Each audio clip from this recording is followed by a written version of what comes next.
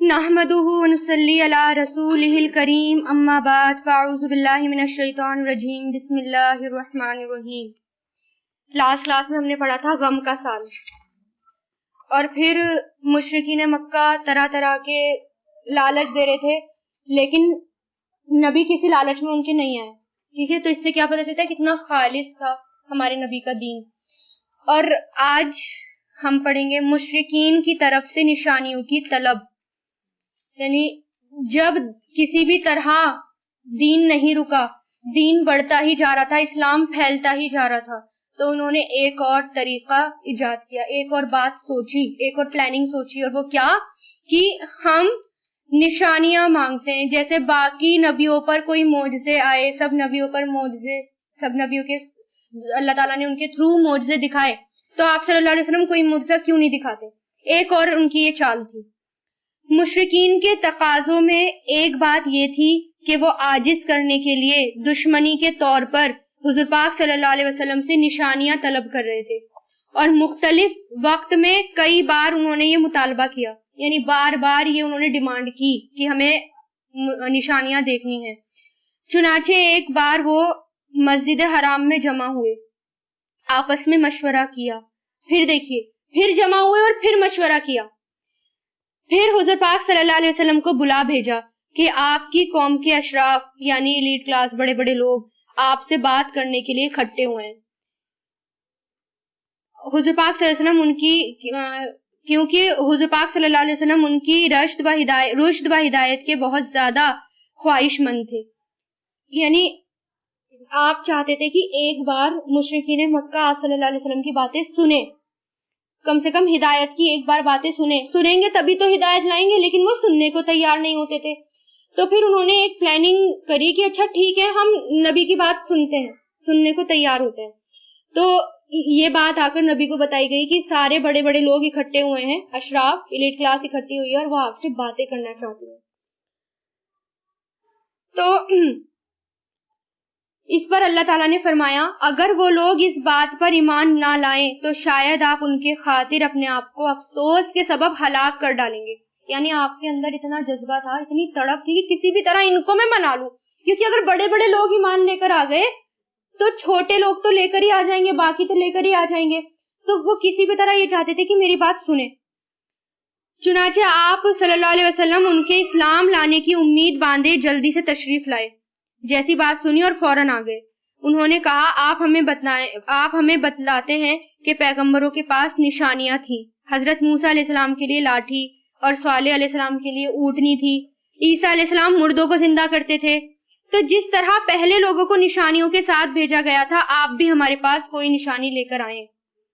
وہ سمجھتے تھے کہ پیغمبروں کی خاصیت یہ تھی کہ وہ جب چاہیں اس طرح کے خرق عادت یعنی عادت کے خلاف معجزے لانے پر قادر ہیں، جس طرح عام لوگ اپنے طبعی اعمال پر قدرت رکھتے ہیں، جیسے روزمرہ کے کام، جس طرح روزمرہ کے کام آپ لوگ کرتے ہیں، عام لوگ کرتے ہیں، اسی طرح نبی بھی جب چاہیں معجزے دکھا سکتے ہیں، وہ یہ سوچتے تھے۔ چنانچہ انہوں نے اس مذکورہ مطالبے کے ساتھ ہی یہ تجویز بھی پیش کی کہ آپ صفا پہاڑ کو سونے کا بنا دیں اور پہاڑوں کو کہیں اور لے جائیں، یعنی اس کو سونے کا بنا دیں اور اس جگہ سے ہٹا کر کہیں اور لے جائیں پہاڑوں کو، یہ نشانی مانگی، اور اس علاقے کو ہموار زمین میں تبدیل کر دیں، یعنی اس علاقے کو چٹیل میدان بنا دیں، جو جگہ جگہ پہاڑ ہیں یہ اس کو زمین بنا دیں، اور اس میں نہر جاری کر دیں، یا ہمارے جو آبا و اجداد گزر چکے ہیں انہیں زندہ کر دیں تاکہ وہ شہادت دیں کہ آپ رسول ہیں۔ اس پر یہ آیتیں نازل ہوئی۔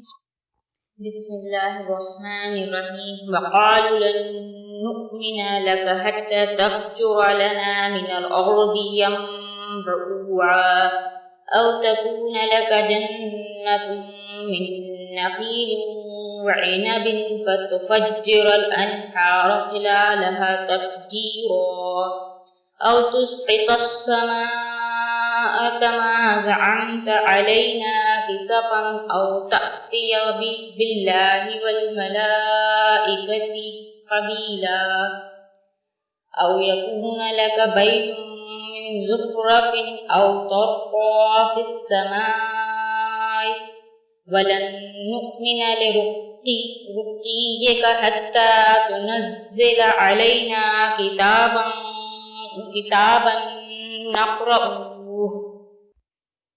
بنی اسرائیل میں سورہ بنی اسرائیل، اور انہوں نے کہا ہم آپ پر ہرگز بھی ایمان نہیں لائیں گے یہاں تک کہ آپ ہمارے لیے زمین سے چشمہ جاری کر دیں، یا آپ کے لیے کھجور اور انگور کا باغ ہو جس کے درمیان آپ نہریں بہا دیں، یا جیسا کہ آپ کہتے ہیں کہ ہمارے اوپر آسمان کو ٹکڑے ٹکڑے کر کے گرا دیں، یا اللہ اور فرشتوں کو ہمارے روبرو حاضر کر دیں، یا آپ ان کے لیے سونے کا گھر ہو یا آسمان پر چڑھ جائیں، اور ہم محض آپ کے چڑھنے کو بھی تسلیم نہیں کریں گے یہاں تک کہ آپ ہم پر ایک کتاب اتار دیں جسے ہم پڑھیں۔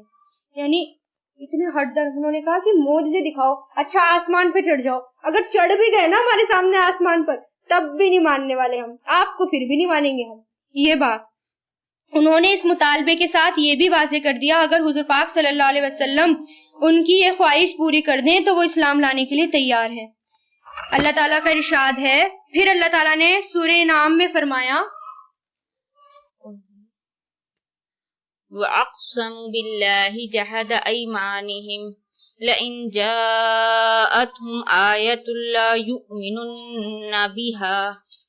انہوں نے اپنی بھرپور قسموں کے ساتھ اللہ کی یہ قسم کھائی کہ اگر ان کے پاس کوئی نشانی آ گئی تو وہ اس پر ضرور ایمان لائیں گے، یعنی چیلنج، اگر نشانی آ گئی تو ہم ضرور ایمان لائیں گے۔ آج بھی لوگ یہی کرتے ہیں نا، اگر یہ ہو جائے نا تب میں اللہ تعالیٰ کو ضرور مانوں گی، اگر اللہ تعالیٰ میری یہ خواہش پوری کر دے تو میں ضرور یہ کام کروں گی، ضرور میں نیکی کے کام کروں گی۔ یعنی اللہ تعالیٰ کو ایک طرح سے شرط لگا رہے ہیں اللہ تعالیٰ کے ساتھ۔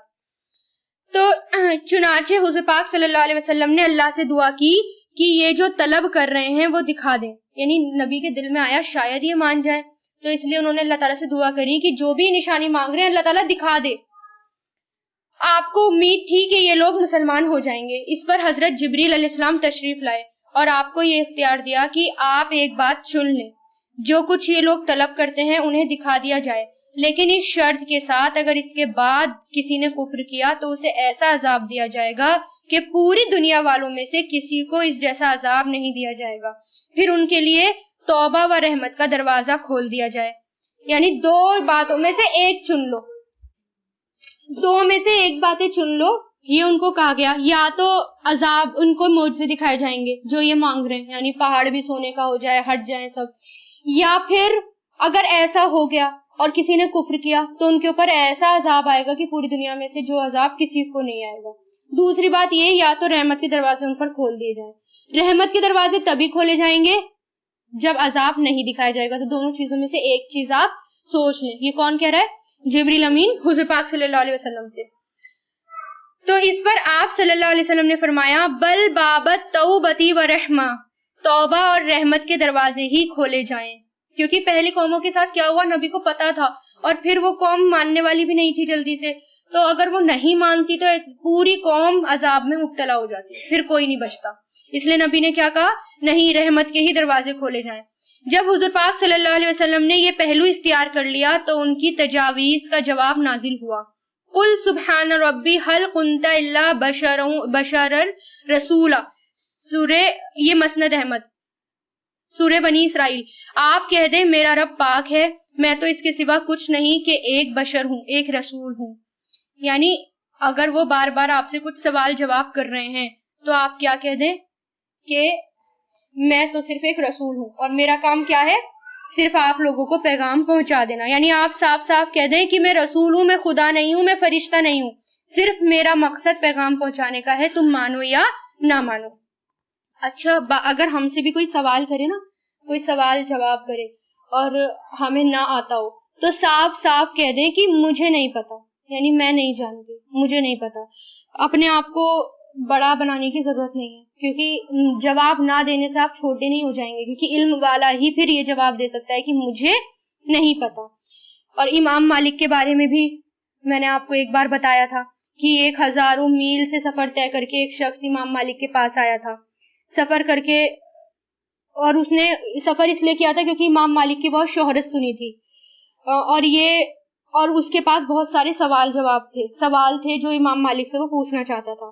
بڑے شوق سے ان کی مجلس میں آ کر بیٹھا، اس نے ایک سوال کیا تو امام مالک نے کہا لا ادری، میں نہیں جانتا۔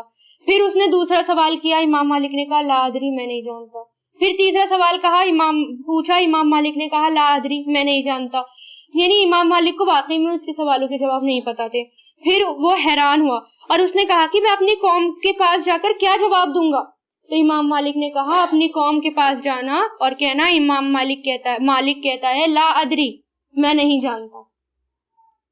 تو اس کا مطلب کیا؟ وہ کتنے بڑے وہ امام تھے، وہ امام مالک امام تھے، وہ جو بات نہیں پتا تھی وہ بھی سچ سچ بتا دیتے تھے کہ میں نہیں جانتا۔ اگر مجھے کوئی بات نہیں پتا تو ہمیں بھی کیا کہنا ہے، یا مجھے بھی کیا کہنا ہے کہ میں نہیں جانتی، مجھے نہیں پتا۔ اور جب اسلام پیش کریں تو صرف صحیح بات بتائیں، لیکن اس کا مطلب یہ نہیں ہے کہ جاننے کی کوشش بھی نہیں کرنی۔ ابھی تو نہیں پتا لیکن جاننے کی تو کوشش کرنی ہے نا ہر روز۔ پھر میں نے آپ کو قرآن میں بھی بتایا تھا کہ ہمیں ہر روز گرو کرنا ہے۔ پھر جو پودا بڑھتا نہیں ہے، بس یہ مثال یاد رکھیں، جو پودا بڑھتا نہیں ہے وہ سوکھ جاتا ہے اور پھر اس کا انجام کیا ہوتا ہے؟ اس کو کاٹ کر پھینک دیا جاتا ہے۔ اس لیے اللہ کی نظروں میں ہمیں بڑھنا ہے، گرو کرنا ہے، دھیرے دھیرے علم حاصل کرنے کی کوشش کرنی ہے، ہمیشہ اسٹوڈنٹ رہنا ہے، طالب العلم رہنا ہے۔ جب استاد بن جائیں گے تو وہیں علم اسٹاپ ہو جائے گا آپ کو۔ یہ بڑے امام بھی کیا کہتے تھے؟ ہم طالب العلم ہیں۔ مطلب یہ ہے کہ میں خوارق اور معجزات دکھانے پر قادر نہیں ہوں، یعنی نبی کیا کہہ رہے ہیں کہ میں معجزات نہیں دکھا سکتا، اس کی قدرت اللہ کے ساتھ خاص ہے، یعنی صرف یہ اللہ تعالیٰ ہی کر سکتے ہیں، اور وہ اس بات سے پاک ہے کہ اس کی قدرت میں کوئی اس کا شریک ہو، اور میں تو محض تم جیسا ایک بشر ہوں، لہٰذا مجھے معجزات دکھانے کی قدرت نہیں۔ ہاں، تمہارے درمیان مجھے صرف ایک ہی امتیاز حاصل ہے، اور وہ یہ کہ میں رسول ہوں، یعنی تم سے بڑھ کر صرف ایک ہی چیز ہے میرے پاس، اور وہ کیا ہے؟ میں رسول ہوں، بس وہی آتی ہے، باقی تم جیسا انسان ہی ہوں۔ میرے پاس وہی آتی ہے اور تم لوگ نہ رسول ہو نہ تمہارے پاس وہی آتی، صرف اتنا فرق ہے۔ بس جو نشانیاں تم لوگوں نے مجھ سے مانگی ہیں نہ وہ میرے ہاتھ میں ہے نہ میرے اختیار میں ہے، بلکہ ان کا معاملہ تو اللہ کی طرف سے ہے۔ اگر وہ چاہے تو انہیں تمہارے لیے ظاہر فرما دے اور ان کے ذریعے سے تمہارے درمیان میری تائید کر دے، یعنی طاقت بنا دے، اور اگر چاہے تو انہیں مؤخر کر دے، یعنی ڈیلے کر دے، اور تم لوگوں کی بہتری اور مصلحت کے برحال اسی میں ہو۔ اس طرح اللہ تعالیٰ نے اسی مطلب کی ایک صورت یعنی سورہ انعام میں ایک آیت نازل فرمائی۔ سورہ انعام قل انما الآیات عند اللہ وما یشعرکم انہا اذا جاءت لیؤمنون، یعنی اللہ تعالیٰ نبی سے کہہ رہے ہیں آپ کہہ دیں کہ نشانیاں تو بس اللہ کے پاس ہے، اور تمہیں کیا خبر کہ وہ آ جائے گی تو یہ لوگ ایمان نہیں لائیں گے۔ یعنی انبیاء اور رسول اور خوارق اور معجزات برپا نہیں کرتے، بلکہ انہیں اللہ تعالیٰ ہی برپا کرتا ہے۔ البتہ وہ انبیاء اور رسول کی تکریم اور تائید اور ان کی نبوت اور رسالت کے اسباب کے لیے ان کے ہاتھ پر معجزات کا اظہار کرتا ہے۔ پھر اللہ تعالیٰ نے یہ بات بیان کی کہ یہ لوگ اگرچہ اپنی پوری قوت کے ساتھ قسم کھاتے ہیں کہ اگر انہوں نے نشانی دیکھ لی تو ضرور ایمان لائیں گے، حالانکہ اگر ان کو ان کی طلب کردہ نشانیاں دکھا بھی دیں تب بھی وہ ایمان نہیں لائیں گے۔ پھر اللہ تعالیٰ نے اسی سورہ انعام میں فرمایا اگر ہم ان کے پاس فرشتے اتار دیں اور ان سے مردے باتیں کریں اور ان کے روبرو ہر چیز اکٹھی لائی جائے تب بھی یہ ایمان لانے والے نہیں ہیں مگر جو اللہ چاہے، لیکن ان میں سے اکثر نہیں جانتے۔ پھر اللہ تعالیٰ نے سورہ رعد میں فرمایا اگر کوئی ایسا قرآن ہوتا کہ جس سے پہاڑ چلائے جاتے یا جس سے زمین کاٹ دی جاتی یا جس کے ذریعے مردوں سے کلام کیا جاتا تو بھی یہ ایمان لانے والے نہیں تھے۔ حقیقت یہ ہے کہ یہ سارے معاملات اللہ کے ہاتھ میں ہیں، اللہ کے اختیار میں ہیں۔ کیا جو لوگ ایمان لائے ہیں انہوں نے ابھی تک یہ نہیں جانا کہ اگر اللہ چاہتا تو سب لوگوں کو ہدایت دے دیتا؟ یعنی ان کے ڈیمانڈ پر نشانیاں نہیں دکھائی گئی۔ اللہ تعالیٰ نے معجزے دکھائے لیکن ان کے ڈیمانڈ پر نہیں دکھائے، جو انہوں نے مانگا وہ نہیں دکھائے، اپنی مرضی سے اللہ تعالیٰ نے معجزے دکھائے۔ ان آیات اور ان جیسی دیگر آیات میں اللہ نے اپنی ایک سنت کی طرف اشارہ فرمایا۔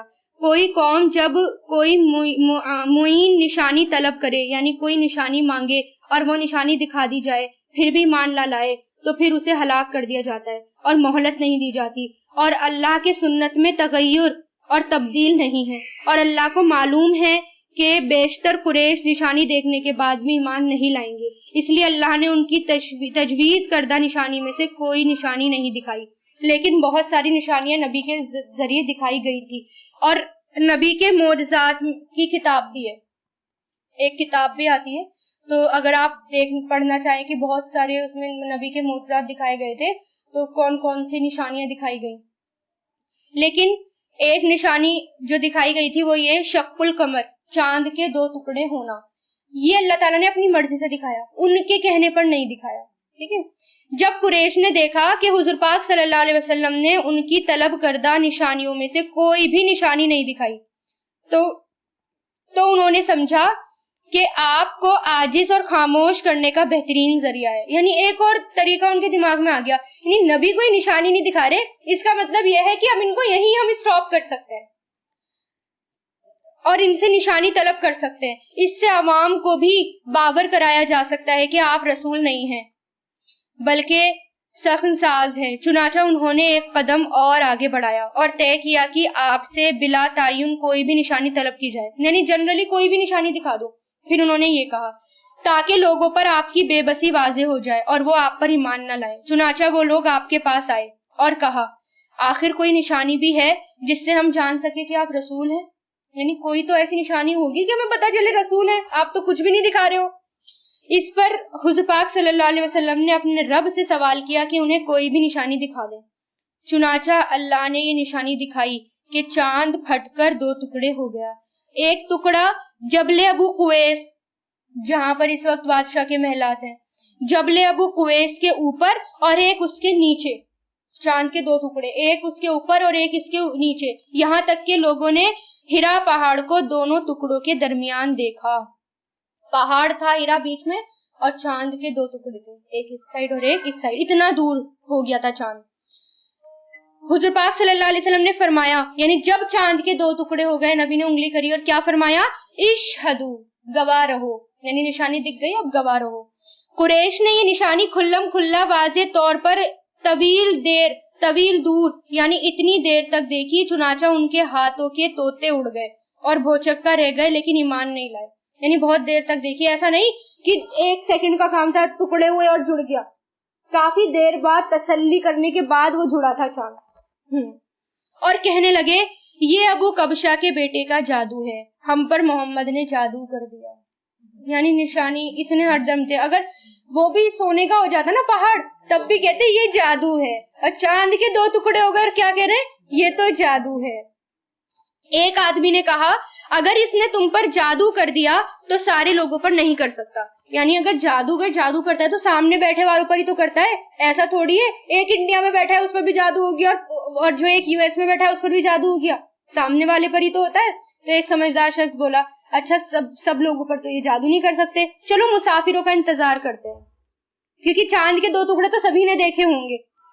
مسافر آئے، ان سے پوچھا گیا تو انہوں نے کہا ہاں ہم نے بھی دیکھا. یعنی مسافر نے کہا کہ ہم نے چاند کے 2 ٹکڑے دیکھے. لیکن قریش اپنے کفر پر مصرر رہے اور اپنی خواہشات کی پیروی کی، اور غالباً شق القمر کا یہ واقعہ اس سے بھی بڑے اور اہم واقعے اسراء اور معراج کی تمہید تھا، کیونکہ یوں کھلی آنکھوں سے چاند کا پھٹنا دیکھ لینے سے اسراء اور معراج کا امکان بھی عام ذہن کے لیے قابل قبول ہو سکتا ہے. یعنی اللہ تعالیٰ نے اس لیے دکھایا تھا کیونکہ آگے اللہ تعالیٰ کو معراج بھی دکھانا تھا، ابھی معراج پر نبی کو لے جانا تھا.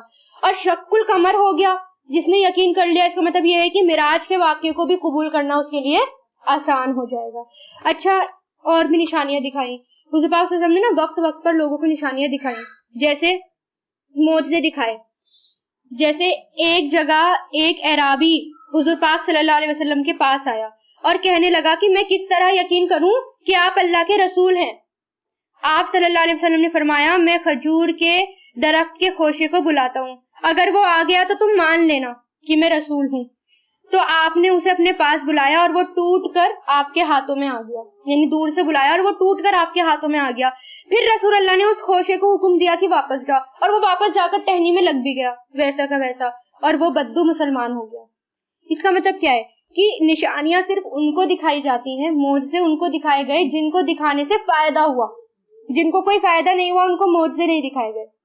اور ویسے بھی جب نبی کے پاس وہ آئے تھے نا، وہ صرف آپ کا ٹیسٹ لینے آئے تھے کہ آپ نبی ہیں بھی یا نہیں. مشرکین مکہ ان کو ایمان نہیں لانا تھا، اس لیے اللہ تعالیٰ نے نشانی نہیں دکھائی.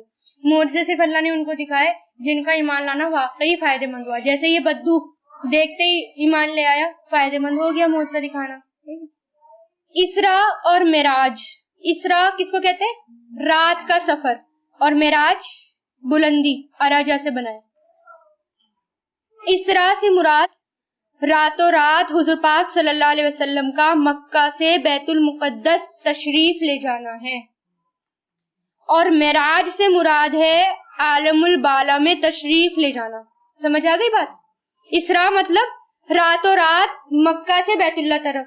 اسراء کہتے ہیں رات کو لے جانا. جیسے آپ نے قرآن میں بھی پڑھا نا, جب اللہ تعالیٰ حکم دیتے تھے کہ لے چلو اپنے بندے کو, میرے بندوں کو, اسراء لفظ آیا ہے.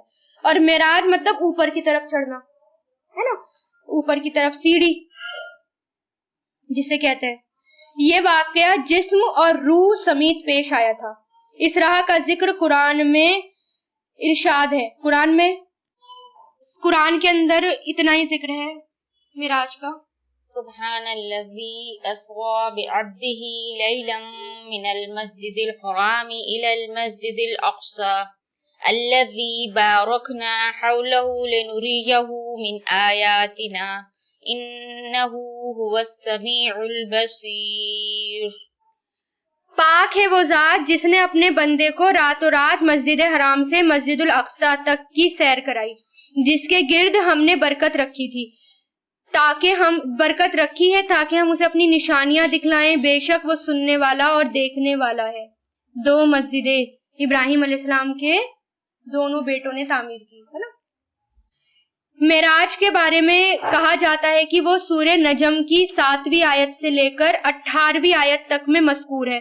اور یہ بھی کہا جاتا ہے کہ ان آیتوں میں جو کچھ ہے وہ معراج کے علاوہ ہے. اسراء اور معراج کے وقت میں بھی اختلاف ہے.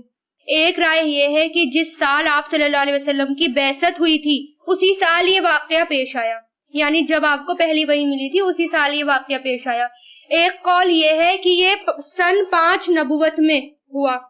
ایک قول یہ ہے کہ یہ 27 رجب سن 10 نبوت میں ہوا. ایک قول یہ ہے کہ یہ 17 رمضان سن 12 نبوت میں ہوا. ایک قول یہ ہے کہ یہ محرم میں ہوا. اور ایک قول یہ ہے کہ یہ 17 ربیع الاول سن 13 نبوت میں ہوا. یعنی الگ الگ رائے ملتی ہیں, لیکن یہ واقعہ ہوا تھا. بس اختلاف یہ ہے کہ کب ہوا, لیکن ہوا تھا. اس کی حدیثیں بھی ملتی ہیں, صحیح مسلم میں بھی, سب میں, بخاری شریف میں بھی اس کی حدیثیں ملتی ہیں. حضرت جبریل علیہ السلام براق پر تشریف لے کر آئے. یہ گدھے سے بڑا اور خچر سے چھوٹا ایک جانور تھا. گدھے سے بڑا اور خچر سے چھوٹا, جو اپنا خر اپنی نگاہ کے آخری مقام پر رکھتا ہے. یعنی اس کا ایک قدم یہاں تو دوسرا قدم وہاں جہاں تک اس کی نظر جاتی ہے. ہماری نظر کتنی دور جاتی ہے ہم رکھ سکتے ہیں؟ نہیں. لیکن براق ایسا تھا کہ ایک قدم اگر یہاں ہے تو دوسرا قدم وہاں ہوگا جہاں اس کی نظر جائے گی, اینڈ نظر کی حد تک وہاں اس کا دوسرا قدم. اس وقت حضور پاک صلی اللہ علیہ وسلم مسجد حرام میں تھے.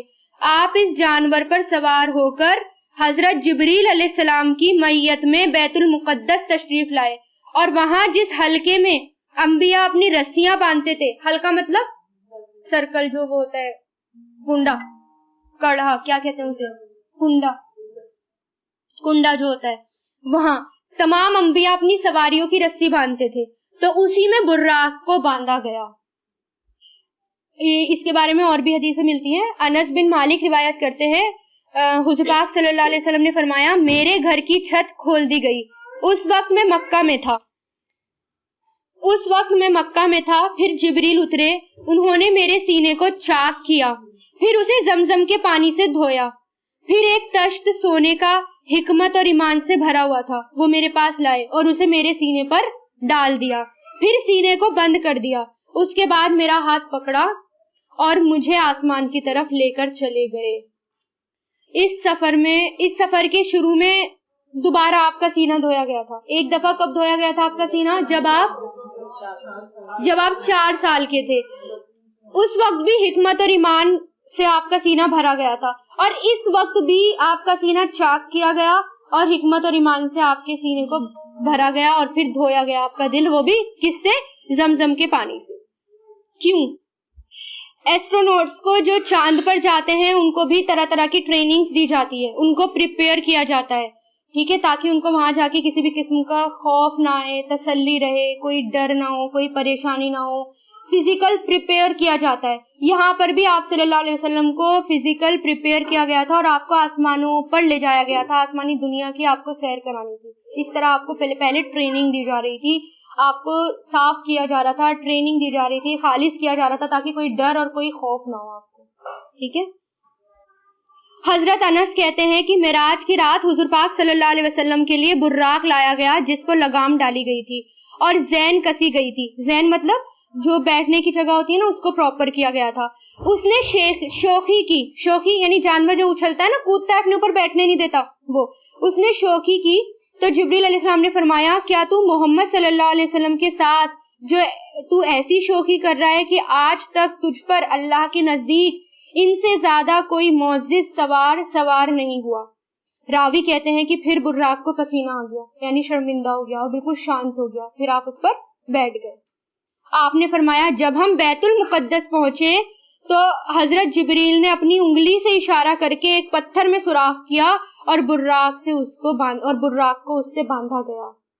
ایک روایت میں آتا ہے ہاں, پھر آپ بیت الاقصی میں داخل ہوئے. یعنی پہلے کیا ہوا, اس جانور پر سوار ہو کر جبریل امین کی میت میں بیت المقدس تشریف لائے اور وہاں جس حلقے میں انبیاء اپنی سواریاں باندھتے تھے اسی میں براق کو باندھ دیا گیا. پھر مسجد الاقصی میں داخل ہوئے, 2 رکعت نماز پڑھی. مسجد میں داخل ہوتے ہی نماز پڑھنا مسجد کا حق ہے. آپ جو بھی مسجد میں جائیں, چاہے آپ گھومنے کے لیے جائیں, تو مسجد کا حق ہے کہ جاتے ہی سب سے پہلے آپ 2 رکعت نمازیں پڑھیں.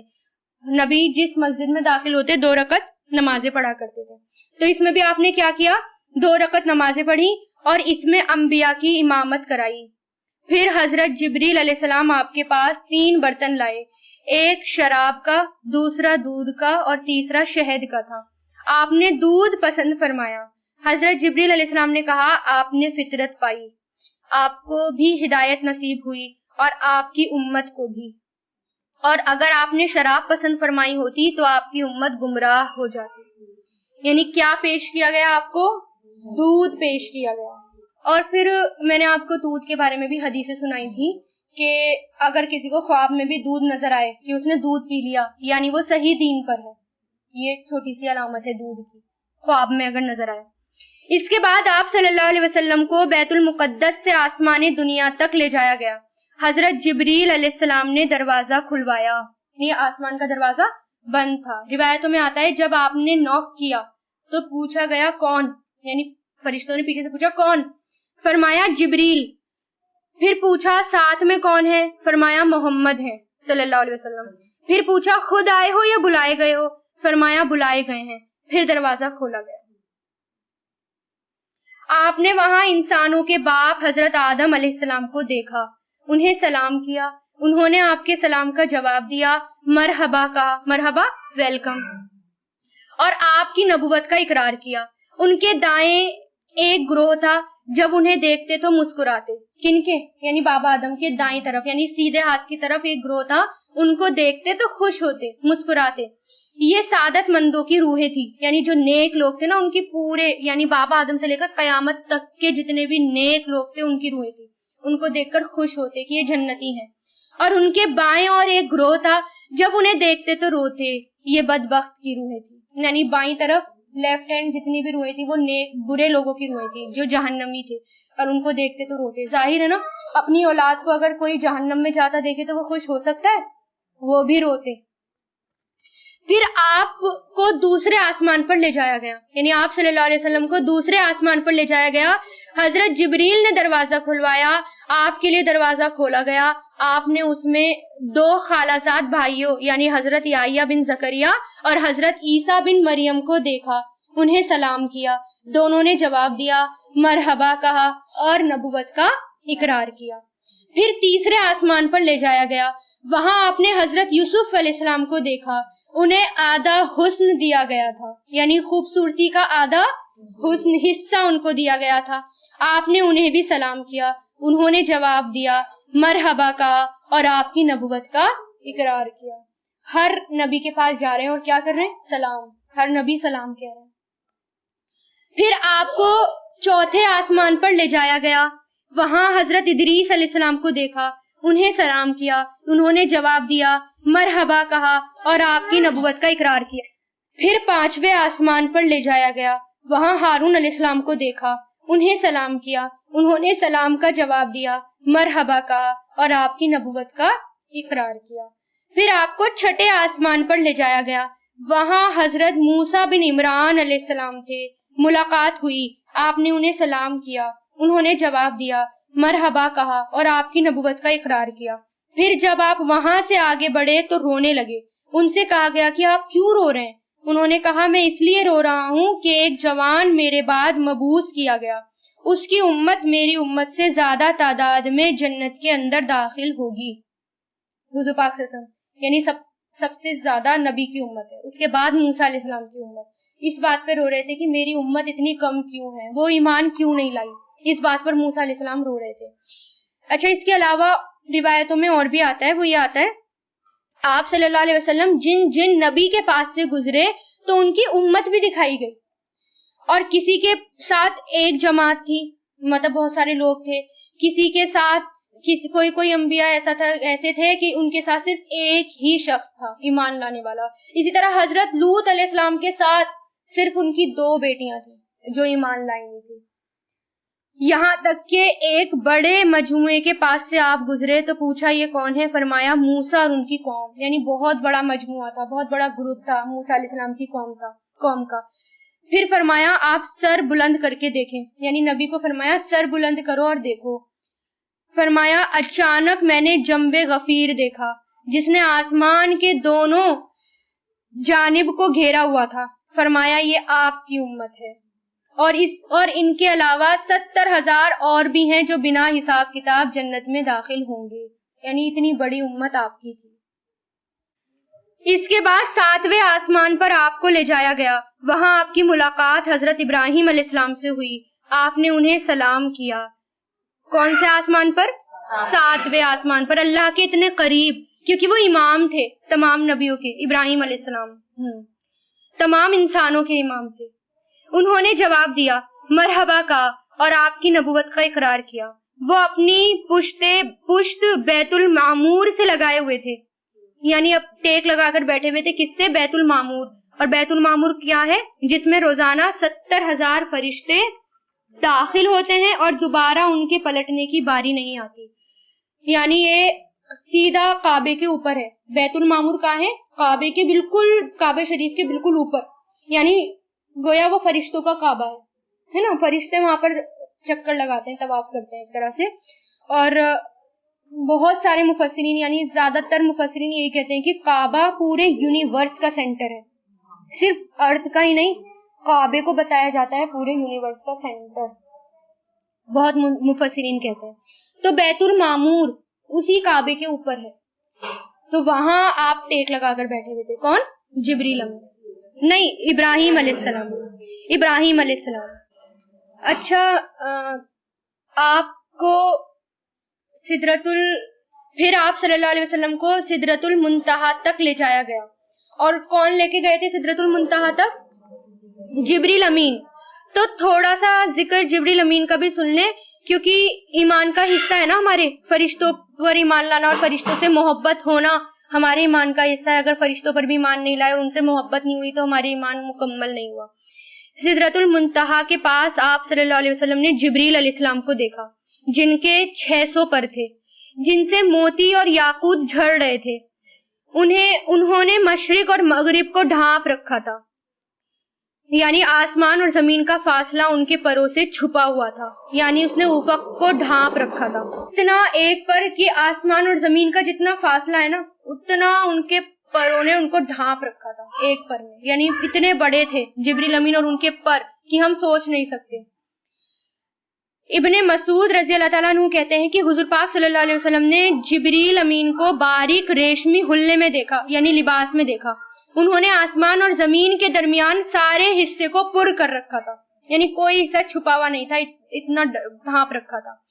ابن مسعود کی ہی ایک اور روایت میں ہے کہ آپ نے فرمایا میں نے جبریل کو اس طرح دیکھا کہ وہ ریشمی لباس پہنے تھے، ان کے پاؤں موتیوں کی طرح تھے جیسے سبزے پر بارش کے قطرے ہوں، لیکن جب ان پر اللہ کی خشیت طاری ہوتی تو بالکل دب جاتے۔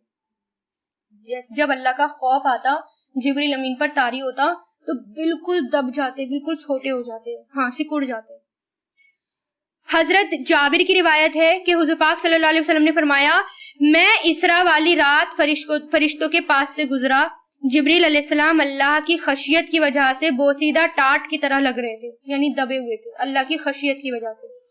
یعنی جبریل امین اتنی ہیوج، اتنے بڑے ہیں کہ ان کا ہم سوچ نہیں سکتے، ہماری سوچ نہیں جا سکتی وہاں تک، اتنے بڑے ہیں۔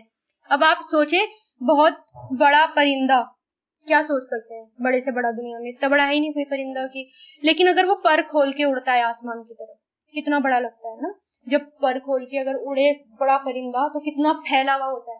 تو آپ سوچیں جب جبریل امین پر پھیلا کر دنیا سے اوپر کی طرف جاتے ہوں گے تو کتنے ہیوج اور کتنے بڑے لگتے ہوں گے۔ تبھی تو نبی ان کو دیکھ کر پہلی بار بے ہوش ہو گئے تھے، خشیت طاری ہو گئی تھی۔ ہم نہیں دیکھ سکتے، ہم اگر دیکھ گئے تو ہم ڈر جائیں گے، ہم تو جو چیز نہیں ہے اس سے بھی ڈر جاتے ہیں، جیسے جنوں سے ڈر گئے، نہیں ہے نا، نظر نہیں آ رہے پھر بھی ڈر گئے، اور جو نظر آئے گا تو اس سے کیا ہوگا، دیکھ کر کتنا ڈریں گے۔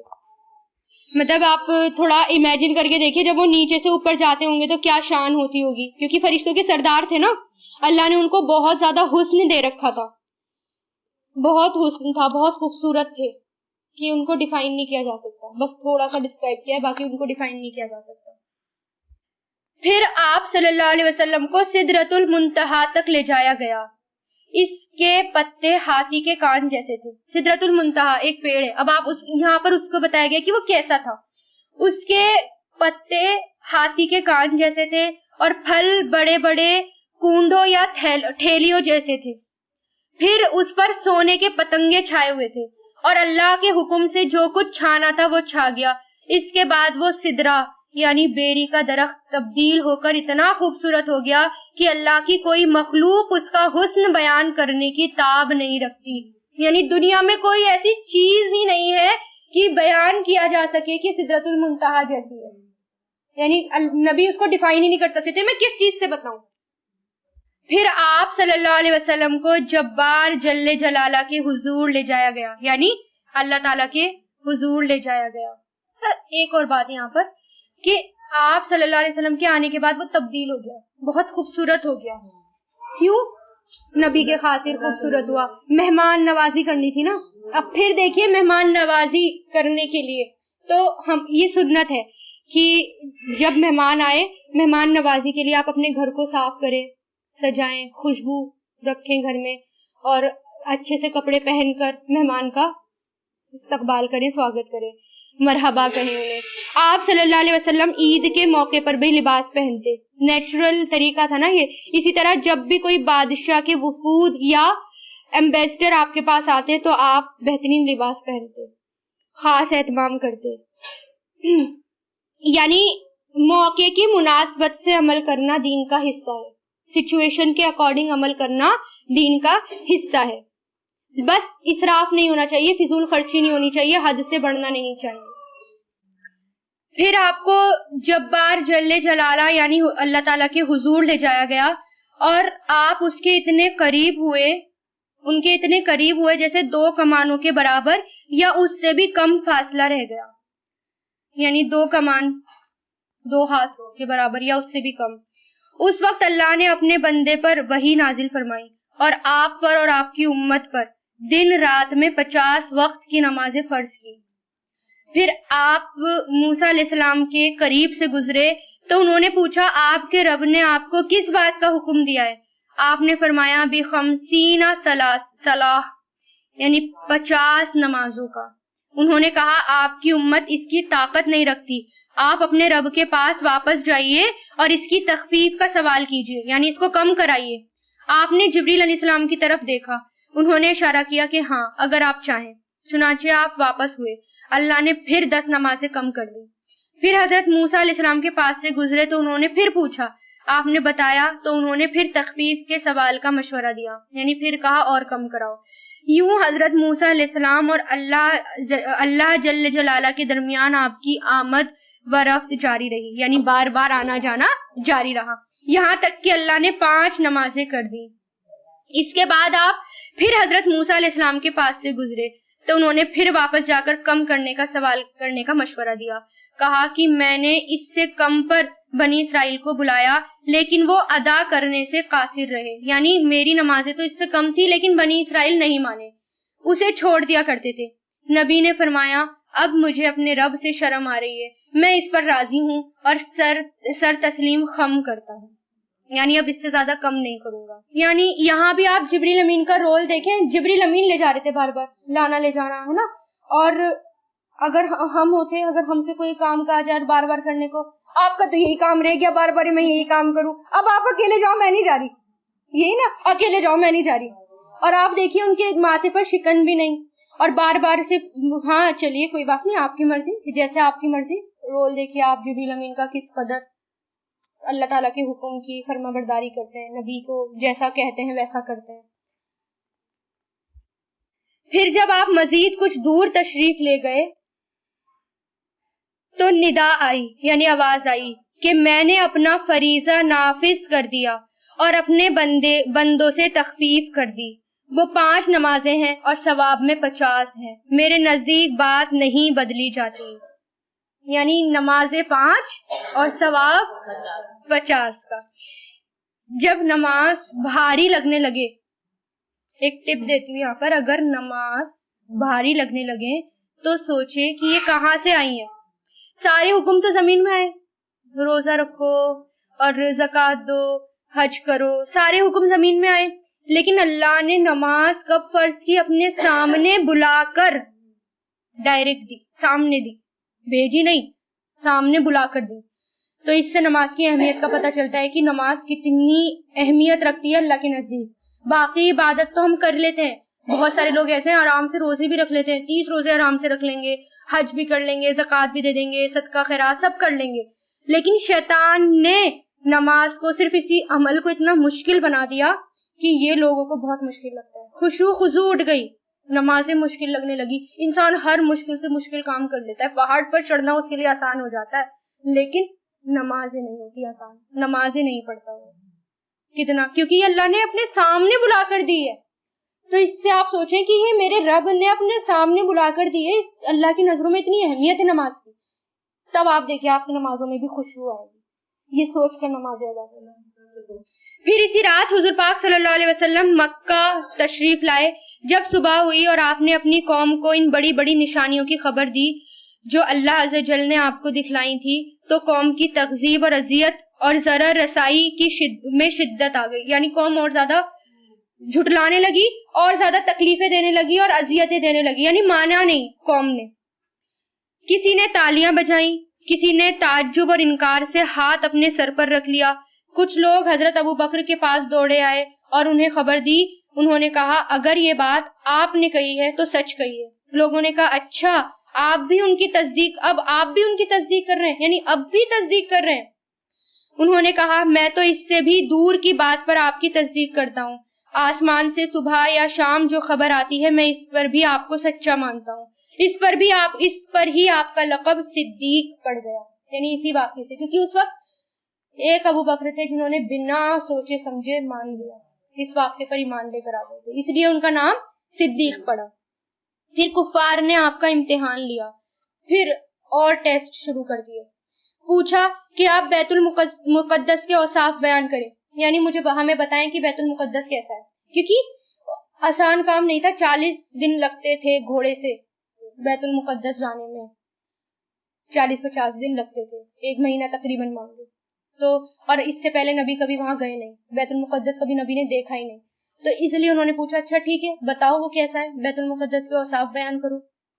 آپ نے اس سے پہلے بیت المقدس کبھی نہیں دیکھا، نہ اس رات اس کی نشانیاں ضبط کی تھی، یعنی نبی نے بہت غور سے بھی نہیں دیکھا تھا اس وقت بیت المقدس، لیکن اللہ نے اسے آپ کے لیے روشن کر دیا اور آپ اس کی نشانیاں بتاتے گئے۔ آپ نے ایک ایک دروازہ اور ایک ایک جگہ بتلا دی اور آپ کو کوئی تردید نہ کر سکا، یعنی کوئی آپ کو جھٹلا نہ سکا، بلکہ یہ کہا کہ جہاں تک اوصاف کا تعلق ہے آپ نے تو بالکل ٹھیک ٹھیک بیان کر دیے۔ انہوں نے اپنے ایک قافلے کے متعلق بھی سوال کیا جو ملک شام سے آ رہا تھا، یعنی ایک قافلہ ملک شام سے آ رہا تھا۔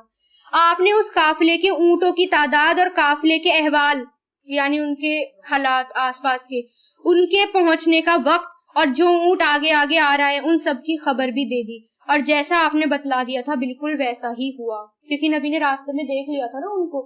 بہت لمبا یہ تو واقعہ، بہت کچھ آیا تھا اس کے راستے میں، لیکن ان ظالموں نے کفر ہی پر اصرار کیا۔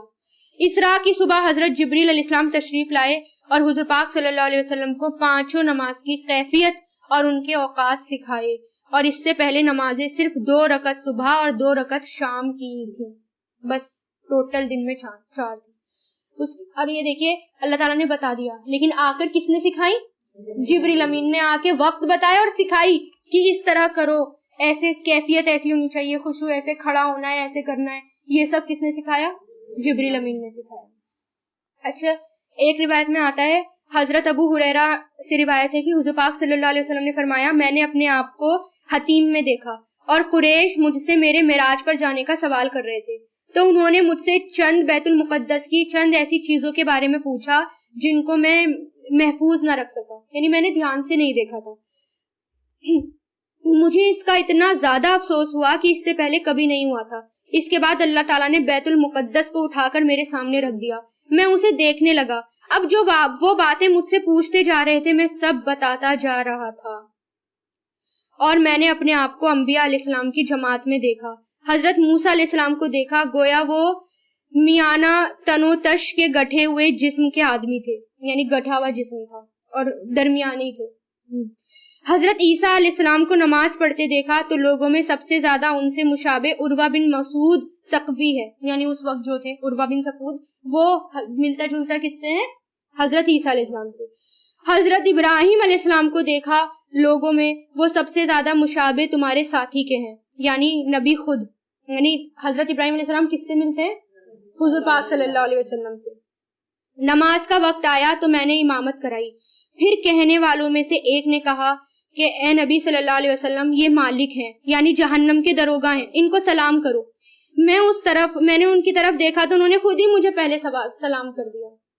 پھر اسی طرح اسی میں وہی دیکھا تھا نبی نے، جنت میں آگے آگے بلال، حضرت بلال، اور اسی طرح اس میں معراج کے موقع پر ہی آپ نے جنت کو بھی دیکھا، جہنم کو بھی دیکھا، جنت میں کون کون کیسے کیسے رہے گا وہ بھی نبی اللہ تعالیٰ نے دکھا دیا، اسی طرح جہنم میں جو عذاب آئیں گے، اور عورتیں زیادہ دیکھی تعداد میں، یہ سب اسی موقع پر دکھا دیا گیا۔ اسی طرح بہت ساری ایسی حدیثیں ہیں، بہت ساری ایسی باتیں ہیں جو نبی کو اس سفر پر دکھا دی گئی تھی۔